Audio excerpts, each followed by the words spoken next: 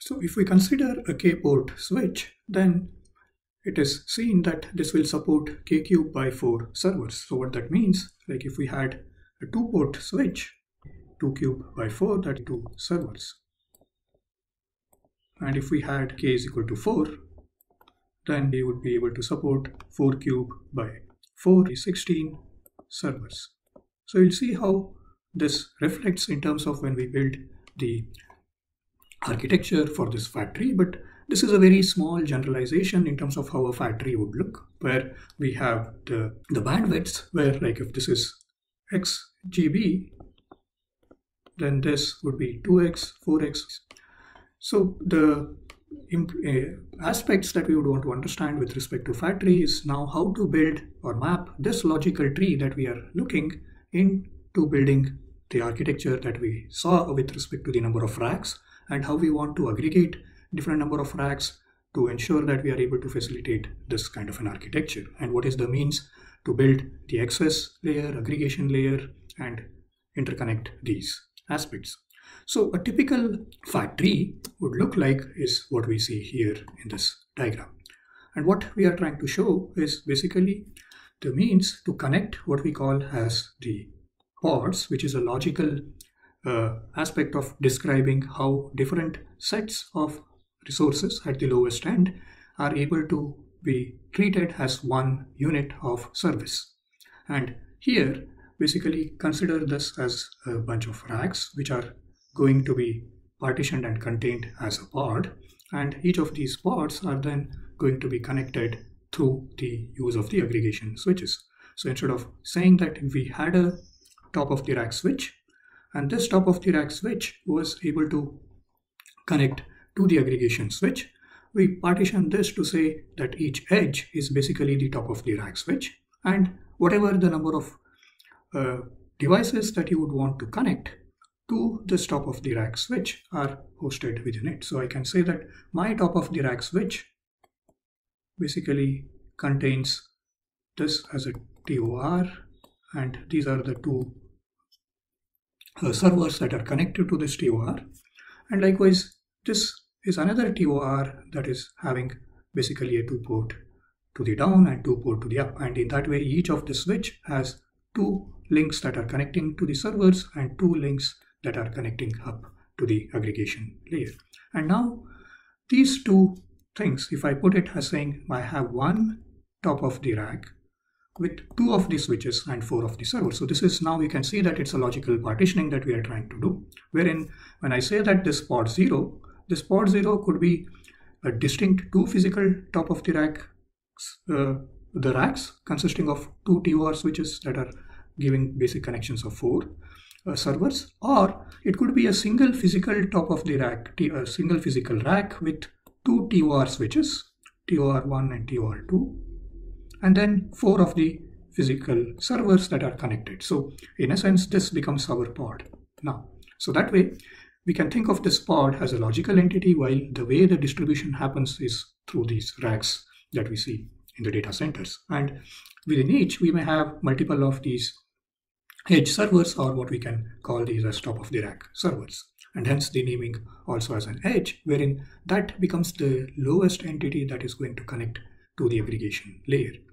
And the way we want to build this infrastructure is to say that, okay, we have these top of the rack switches or the edge switches.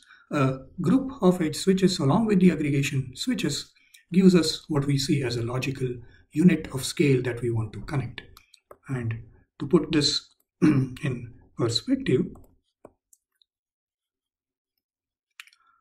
so to describe what we have in a Fattree architecture is basically a 3-layer topology. The topmost we have at the root is the core, and then the aggregation, and then the edge. And this Fattree with a 3-layer topology, each of the switches are basically going to be having k number of ports. So all of these in this topology now, like if I take either the core switch or the aggregation switch or the edge switch, all have the same number of ports. And this, when we logically partition and say that this is a K-ary Fattree, or a standard term of saying K-ary Fattree, where K corresponds to the number of ports that each of these switches at core, aggregation and edge have, and it also corresponds to basically what we call it as a logical pod. That means we will have K pods facilitated in this network. So in this we are saying that this K is basically 4, and we have 4 pods that are going to be available in this Fattree topology, and each of the switch would also be 4 port, and the number of servers that we will see now when we do the K cube by 4 as a means, we will see that each of the pod will have basically K servers. And when we have such a connection, what we also see is each of these edge switches will connect to K by 2 hosts and K by 2 of the aggregation switches.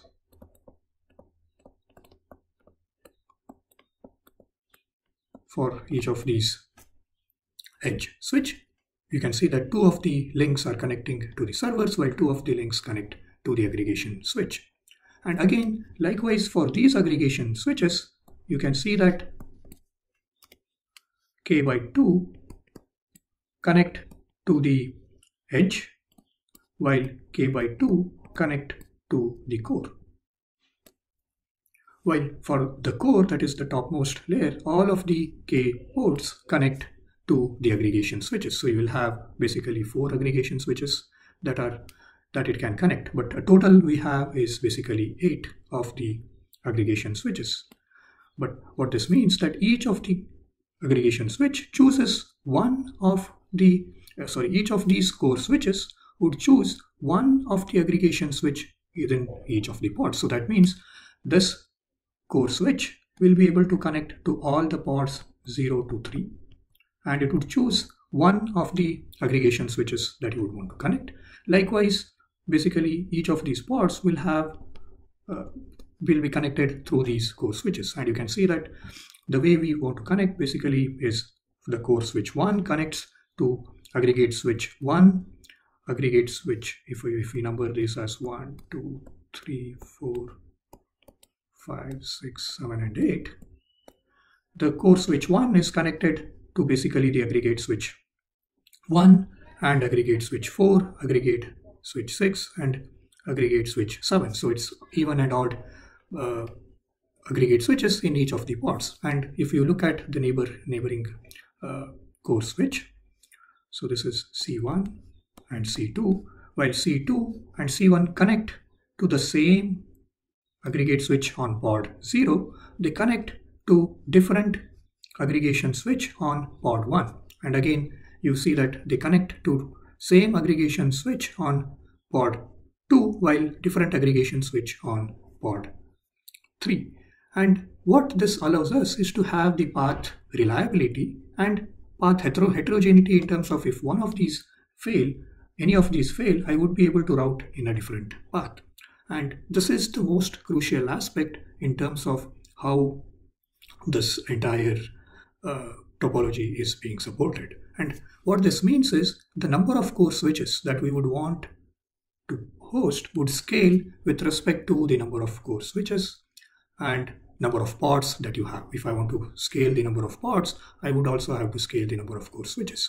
And the typical means to find what would be the number of core switches that we would have is basically putting this as, if I have K pods, then K by 2 whole square would be the number of core switches that we would want to build. So if we take in this case the number of pods as 4, we will basically have 4 by 2 whole square, that is 4 of these core switches. And this is how the topology scales, and this gives us a very clean flexibility in terms of how we can design this network. And when I spoke about the bisection bandwidth, now if we see this and see how each of these, let's assume all of the links that each of the servers have 1 gigabit links. So when I want to see and bisect the tree, just as what we saw earlier, and say at the lowest level, like when I cut all these links, you would see that we are basically cutting a total of 16 of these links of 1 gigabits each. So if I aggregate and see, it's going to be a total of 16 gigabits per second as the bisection bandwidth when I cut it at the leaf level or at the lowermost edge level. And likewise, if I want to cut at the aggregation layer, when we want to put one more layer above, we would again be cutting basically the minimum number of links that you would cut is basically 1, 2, 3, 4, 5, 6, 7, 8, and likewise. And again, when we cut all of these links, you would see that we are basically cutting all of these 16 links, and the bisection bandwidth again is the same. And in order to cut, basically you would need to cut the one part of it. That means you'd need to say that, okay, if I disconnect this device, and this device, I would be ending up with basically partitioning this into 2 equal halves. And that way, if you see, we are cutting off 8 of those links, and each, if it were to be basically having 1 gigabits as they were, then that would basically be 8 gigabits. And likewise, on the other, if you partition and cut these, we are basically cutting another 8 gigabits. So a total bisection bandwidth would be 16 gigabits that you would be cutting. And likewise, when we want to cut at these layer, again we have 1 gigabit strands of these 4 of these cores. So if I cut all of these, then that would be 16. And this is how the Fattree really helps to build a very resilient and scalable network architecture in terms of how each of the devices that you want to interconnect have a good network capacity and good path diversity. And this was the most traditional approach in which most of the data centers were built. And in fact, even today, this is very common in most of the enterprise data centers at a given scale. But then there are also certain drawbacks that we need to keep in mind is as we want to go with the connections to grow up or grow down, we are seeing that there are multiple levels that we are trying to add. So if I have to connect, like I said before, between this, I have to go through one of the edge switch. But if I have to connect between 2 different pods, then I have to go through 3 other additional edge switches, edge and aggregation switches, basically 2 edge switches and 2 aggregation switches at minimum. But we can see that we are not directly connecting the aggregation switches. That means you have to now go through the core switch to facilitate interpod communication.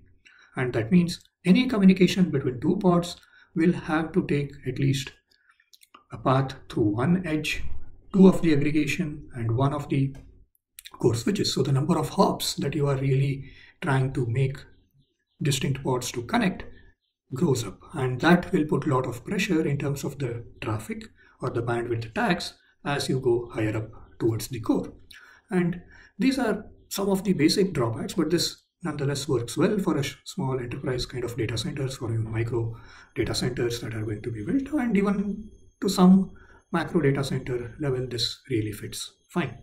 But given these drawbacks, we now have to see what is the means that we can overcome, and this is where many of the research happened in terms of what should be the different network topologies, and many of the topologies evolved like Clos topology and leaf spine topology and so on. But also the other aspects that come with each topology is also the cost in terms of how to build them, in terms of what kind of infrastructures you need, and the aspect of when we want to deploy and scale, how easy is it to scale? Like we said, in terms of this, if I want to scale the pods, I need to also bring in the new core switches and set up the new aggregation paths and then build it.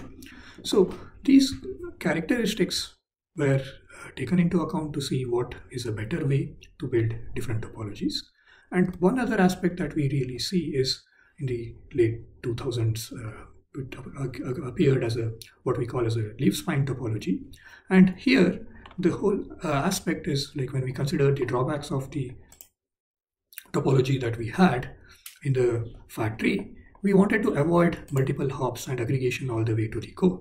So what that meant is instead of having a 3-tier architecture which consisted of many hops for the traditional Fattree architecture, we want to depend on and see where the network traffics flow happen and want to contain the traffic within just a one level of hierarchy, that is the leaf and spine.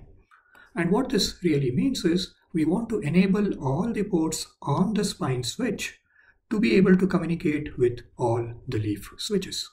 So this kind of a communication of all to all in a leaf spine model would ensure that any of the traffic that is residing in any of the racks below can connect to any of the other racks or pods in just 2 hops, at most 2 hops, that is 1 hop between a link of a leaf to spine and then back from spine to a corresponding leaf. And now it doesn't matter which of the pods that our services reside, all will have uniform access time in terms of the number of hops.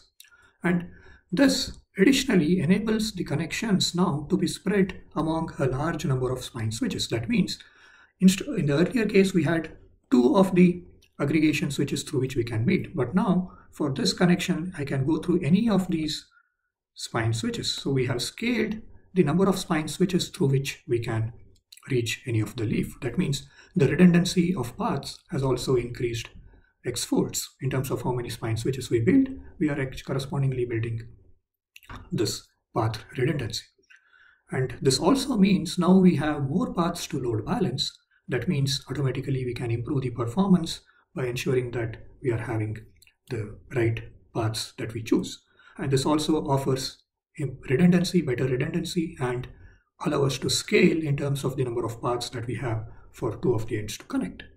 So these were the core aspects in which the leaf spine architecture evolved, but we can also see that this leaf spine architecture means we have to manage with more number of ports for each of these devices. As we scale the leaf and as we scale the number of pods, we are going to scale the number of ports in each of the leaf and spine, not just, okay, I scaled one instance and I can connect it. Now, in order to connect, you need to have multiple, increase the number of spine switches and connect the number of ports from different of each of these pods. So whenever there is a scaling of the pods, this would correspond to having newer leaf switches and ensuring that that is connected to all the spine switches. That means the number of ports that a spine switch would need would at each of the existing spine switches should also increase. Otherwise, we will not be able to connect them. Right? And this is one of the shortcomings when it comes to the leaf spine, but nonetheless, this meets most of the objectives that we see with respect to the data center networks. And this is where, like most recent enterprise and campus networks, have all tried to move towards this leaf spine architecture. But when we consider the scale of how the Facebook and Google operate, and we are talking about billions of users that are going to be using the services from the Facebook and Google data centers, these architectures seem to fall short in several aspects. And that's where newer designs and novel mechanisms were needed to facilitate the scale of users that are supported in these networks. And there were a lot of advancements that came starting from the early 2000s. In the 2010-2012, Facebook started to see a lot of user growth in their space, ranging to several hundreds of millions users connected. And to do that, they had to re-architect their data center networks. And the first of the things that they did is what was called a 3-layer folded close network that came out in 2014, that was published by Facebook, which facilitated basically around 160 gigabits per second of a total bandwidth per rack. And their architecture also was to keep in view that they had to scale the number of resources, and it should be easier for them to build a topology where it is a lot more easier to scale the data center network. And to do that, what they came up with this 3-layer folded close architecture. And how it looks, if we have to simplify and see the diagram on the left here, they defined what is a pod that we saw earlier, which was a logical container, not a physical characteristic. So, which could mean that it could be an ensemble of multiple top of the racks or a single top of the rack consisting of multiple of the pods, so either way. And here, what this Facebook architecture did was to ensemble a pod as 48 top of the rack switches. So a logical unit of 48 of such top of the rack units, and these connected to the higher layer, or what is called as basically the fabric switches, with 4 of the fabric switches through which they were interconnected. And such a unit of 4 fabric switches which basically connect to this 48 top of the racks in what we saw as a leaf spine architecture. So saying that you have 48 top of the rack switches, and each of these 48 top of the rack switches are connected to 4 of these fabric switches. And these fabric switches basically become a means to connect the distinct entities across different pods. So this one slice that we are looking on the left is basically one server pod. And now this becomes a unit of scale that you want to deploy as the network's topology that you would want to build. And on the right here is what we exactly see as a scaled data center network, which consists of basically like one slice here is having 48 of these rack switches, and each of these slices are replicated to call what we call as the server pods. So multiple of these rack switches laid out in, and if you want to, your unit of scale is now the server pod. And now each of these units have to be connected. So to connect, you basically have 4 of these fabric switches for each of these, and call them basically the 4 of these fabric switches for each of these, and you would want to interconnect these things. And to interconnect them, you basically now need, on top of this, you overlay the spine architecture. So think of these fabric switches now as the leaf switches to connect to these 48 TORs. And on top of these, we would want to build basically the spine of for each of the interconnections. So that means if I had 48 of such pods, then we are basically building 48 of such spine switches to ensure that they are all connected. And this is what is called as a spine plane. And this essentially means that we are going to have a fabric switch at the edge to connect with all of the fabric switches at the top, so that the interconnection amongst these different pods go through, again, give you the similar diversity of 48 distinct paths to connect to each of these pods. And the way these were built is basically 10 gig links at the top of the racks, and then 40 gig links for each of these edge and the fabric switch connections that were being built. And overall, this was able to facilitate 40 times of the 4 of these connections that you would have, all of these making 40 times of 4 as 160 gigabits per second total bandwidth that is available per rack. And this model, although worked for several years, again, when they saw that their user base increased from millions to billions, it really started becoming more difficult to scale up. And there were further advancements that came from Facebook again. And in around 2019, Facebook released what is called as a Facebook F16 data center topology. And this F16 data center topology used the similar construct of what they had in the three-folded Clos architecture, but built a means to how they can aggregate multiple of these fabrics that we just discussed. And to do that, what they made as an ensemble unit called an F16, which is basically a next generation data center fabric design with almost the 4x capacity than the folded Clos. That means we had 160 gigabits there. Now this increased to 640 gigabits of the capacity for any of the server inter-server communication. And this was built using different hardwares, the evolution of different hardwares, and the evolution of how the topology interconnects were made. And to do this, basically they had again the same top of the rack switches with 48 of those put into the fabrics, and the fabrics of 4 of these fabrics scaled to basically having 16 of such fabrics to constitute as one unit of scale. And such a 16 fabric unit would then basically made them to scale in different dimensions by bringing what they called as an edge grid fabric aggregator. And the details of how this is being done and what were the means to achieve is put in this link here, which is the publication from the Facebook engineering team in terms of how this minipack F16 was built with the edge grid aggregator. And what this basically meant is that they were able to handle the workloads well with the newer network interface card technologies that they provided to provide almost about 1.6 terabits of links that they could serve per rack. And in doing this, they said they would be better and be able to address and be equipped to serve the scale that they would foresee in the upcoming years. And this edge grid is basically the next generation fabric aggregator, the design that they came up with, which basically ensures that you have the F16 units, multiple of these F16 units that are going to be connected through this edge grid architecture, and you are able to scale the connection. So this edge grid now becomes basically the means to aggregate and connect different of these F16 topologies. And the ensemble of these F16s connected through edge grid is what enabled them to serve billions of users in the Facebook networks.